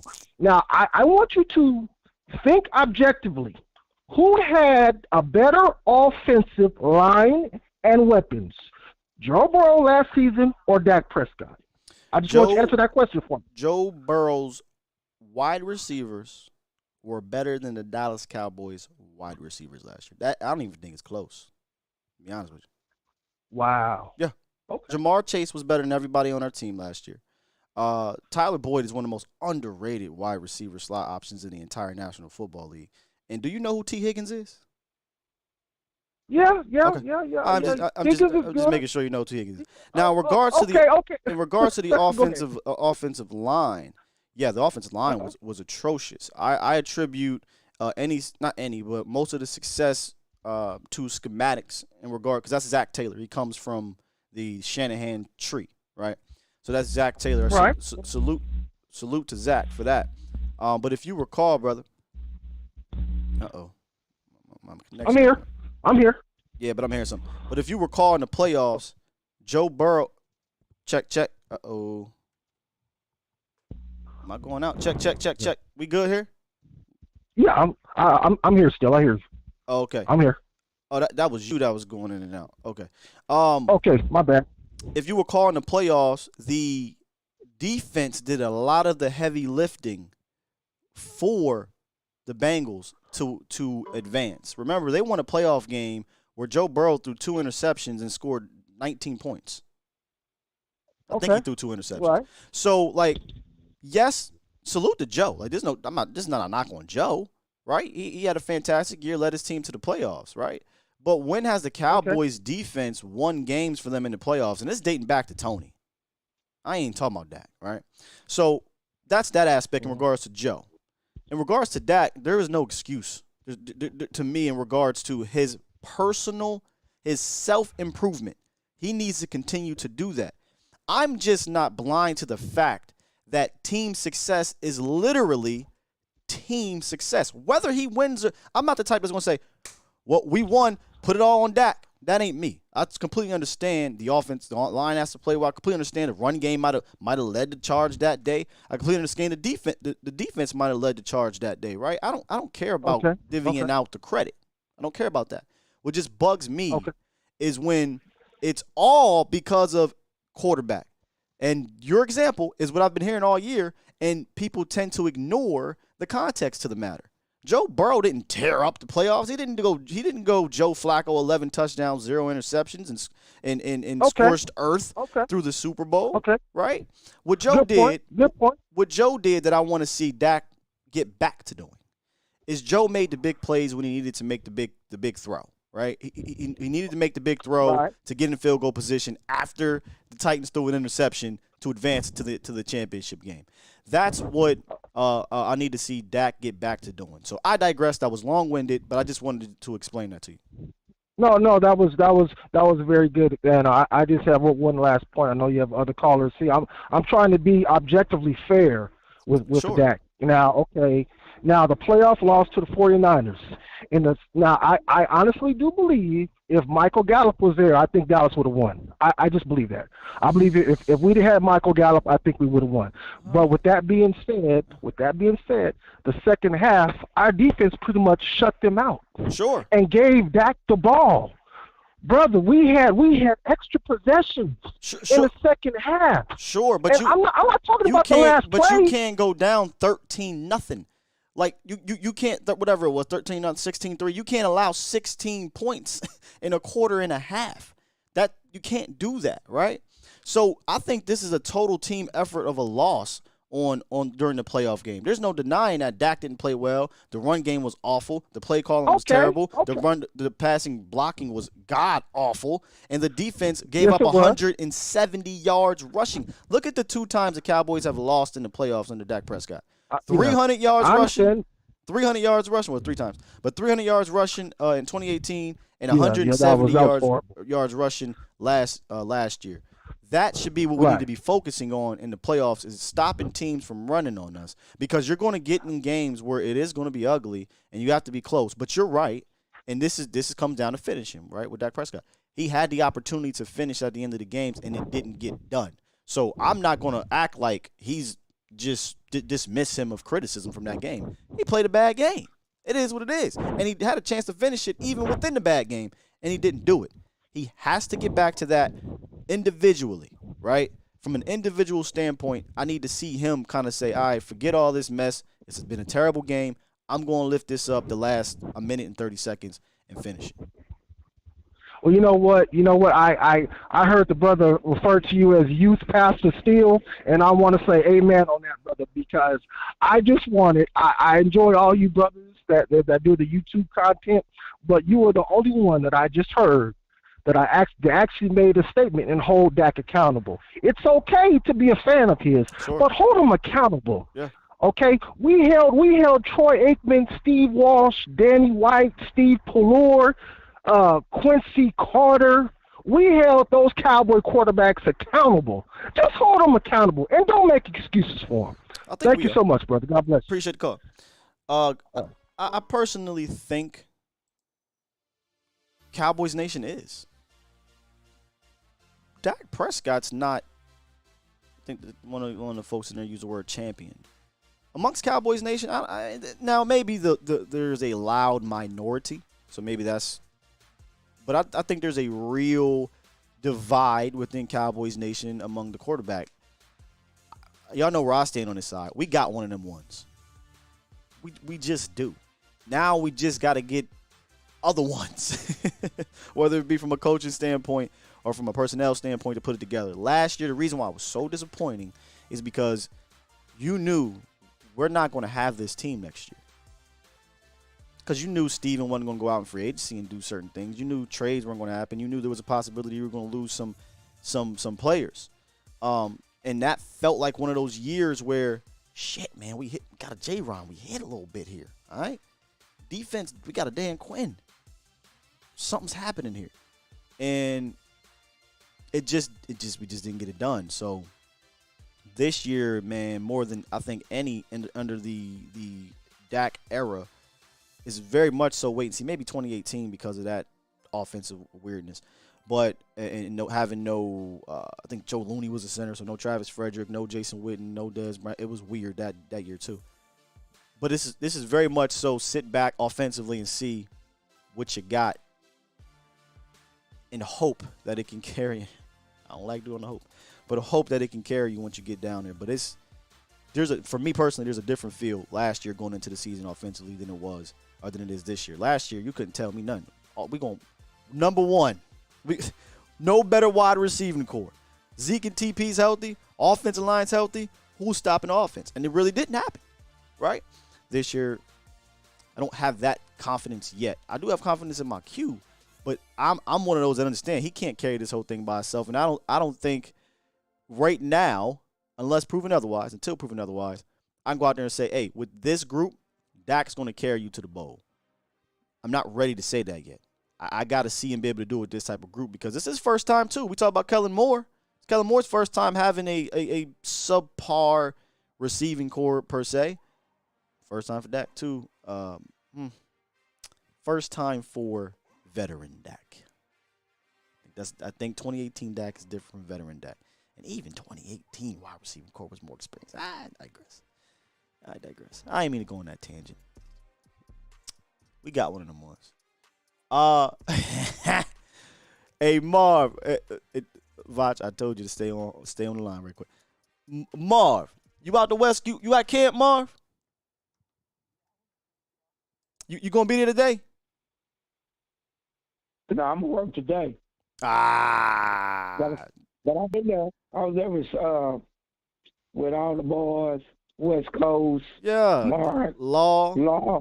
Yeah, I saw you, man. I saw you get some shine, dog. Hey, I was in Florida last night. Yeah? Yeah. So, them good people. But it was good. It's good out there. I'm not worried about the receivers. Like I said, they're going to do good. It's just going to be, like you said. I like that Dennis Houston, Marv. I told you. I like that Dennis Houston. I told you. Hey, and number 80 coming with it, too. Brandon Smith, he ain't going to make team. Yep. Keep talking, Mark. They going to have a hard chance. Some of them boys ain't going to make it. 85 turning out, too. And like you say, when the game time comes, practice next week. Yeah, for sure. Them preseason games. Sure. Now you finna see where they gonna keep. Like you say, you can do that now, but when you put on that light, come on, we gonna see who's gonna turn out. Whoever do good in the light, that's what they gonna keep. Yeah, absolutely. Choke. Hey, Marv, we got the legend Voch Lombardi on the horn, Marv. What you got for Voch? Voch. I told you. MJ, first of all, this the problem, sir. MJ, first of all, this the problem, sir. Voch Lombardi speaking from the volume, by the way. Listen, this the problem, MJ. See, you can come on my show, right, at 3:06. You can come on Skywalker Steel show at 8 something, A to Z down in the morning. But listen, man, how come when we reach out to these people that you was talking to, when we reach out to these characters that you was talking to, they was saying something along the line of, Voch be crying. Voch be scared to talk to me. Voch don't want to be on the phone. Why don't you say it to my face, player? Why don't you? If you don't mind. I'm here now. Don't cry now, sir. You knew what time we was coming down here. You knew what day we was coming. Wait, how long y'all there till? I'm leaving tomorrow. Well, we're leaving Wednesday. Yeah. We're leaving Wednesday. We be at practice today and tomorrow. Voch is leaving Wednesday. Voch and Sky leaving at the same time. I ain't staying here with What you gonna be here for? Voch, I'm coming to that. Huh? I'm gonna come to a Cowboy game. You coming to a Cowboys game? Congratulations, motherfucker! But I'm here in Oxnard, is what I'm saying. I don't want to see what a Cowboys game. I'm working at the volume. I want to come to a Cowboy game. Are you asleep? They got a practice today. Are you asleep? Yeah, they got practice today. We going to practice. What you mean they got practice? Yeah. What, we going there for nothing? What, we doing this for play? Yeah, they got practice today. Watch for me. Come up there and tear his butt up in his face. You better not. I'm the armed security. Don't you come up here, Jay. Dojo, man. I'm playing my dojo. Huh? I did want to see Steele and Voch. I thought y'all was gonna come out. You what? I mean, you what? We here. What the fuck? What you mean? You ain't here. No, we not going to L.A. No, I'm not driving to you. You're not driving out to L.A. What you dog. think this is? We're not driving to you. Huh? Oh man. I can't hear you, MJ. Turn your phone up. Hello? I'm gonna try to come see y'all. Hello? All right, Mar. Hello? All right, MJ. You hear Appreciate it. Huh? Hello? You hear me? I can't hear you. Speak up. You hear me? Huh? He opening up his Google. He opening up his Gmail. That's what he doing. Get out of here. I'm coming. We trying to go get breakfast for practice, Marv. I holler at you. Appreciate it. All right, Marv. We appreciate you calling in, dog. Salute. Let me get the 903, and we going to wrap this thing up. 903, what it is, what it do? Marv messy, man. 903, you live with Voch and Sky. Hey. Hey. Come on, man. 903, you about to not be live. Snake! Metal Gear Solid. 903, you gone, dog. Appreciate you, 903, for attempting to call in. And we tried to get you in. We had a feeling, though, that Marv was going to be the last one any goddamn way. But, hey, y'all see it down there live from Oxnard. We here. We really is going to have to get going. I got to go get a quick bite of breakfast. And like I said at the top of the show, man, the exciting news today is your boy will be in the media access part of the situation. So I'm gonna try to get a question in. Yeah, of course. They might try a little bruh me. Sit down, man. Sit down, man. So I'm gonna try to get a question in. We'll see what happens. Talk over. That's what they do. Just talk over everybody. You know, yeah. We'll see what it is, what it do. For sure. And we'll get some content, best content we could possibly get. You might see some of it later today. You might see some of it tomorrow. We're gonna try to stretch that as best as we can. But this is that opportunity, right, to kind of put that foot in the door and let them know that, you know, we can do this too. You know what I mean? This is a bit unprecedented, if we're being completely honest. You know, we ain't going to the draft and talking to the 7th round pick. Right. You know, we in there. We in the mix. Right. Okay? So I'm gonna try to hold it down for the Doski Woski and the Peasky Whiskey when I get up in there and make sure that, you know, we leave a good impression so that we can come back to the table. All right? Sure. We won't be at the grown folk table. We have had a hell of a trip. We probably can't talk about all of it on this stream and on volume stream because these are the professional streams. But maybe on my Twitch when I get back to Texas or whatnot, I'm just gonna tell the stories about how we got kidnapped, and we're gonna talk about Christian, and we're gonna talk about, you know what I'm saying, the moment that we had me, you, and Law. You know what I'm saying? We should do that. Just do a live. Maybe Tuesday night. Maybe just go on your Twitch. Yeah. I got the setup, bro. Yeah, we'll do it. Sure, we ain't doing nothing else. Yeah, for sure. We'll do that live on Twitch. So there's no there's no limits or nothing. Yeah, like that, we don't want to do that on our dip because it's one of those kind of more so behind the scenes fun shows. For sure. Not saying the show ain't fun. Yeah, but it's professional because we're sponsored by the Cochran firm, and we don't want to just spew some nonsense while they dropping bags on us. You understand? Shout out to the Cochran firm. So over on the never mind. Never mind. We ain't gonna. Shout out to the Cochran firm. Shout out to Underdog Fantasy. Make sure I use that promo code ATOZ. Sign up for the league.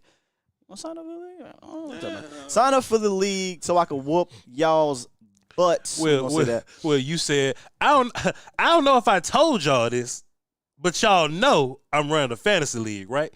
We don't know, Will, because you didn't tell us. You just said you didn't tell us, so you know we don't know. Well, they know. You're doing. I probably didn't tell you though. But they know. You don't love that. So go to ATOZ. Use the promo code ATOZ with the Underdog Fantasy. And we will see y'all later at. I ain't gonna tell y'all time. I'm gonna just keep it a bean. I have not a clue what time we'll be back later on the volume. The Voch Lombardi live show. But we will be. So make sure y'all. This is the one time I'll say hit the notification bell for that. 100%. One time, right? Mm-hmm. Because y'all need to know when we're gonna come through. Mm-hmm. But salute to my guy that said I'm Youth Pastor Sky. I'm hit this button.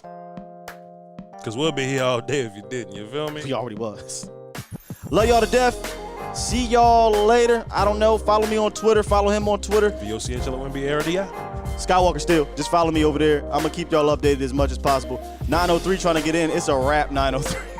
And the Cowboys, A to Z Dallas, worth the paw, the Cochran firm, we gone. We out of here.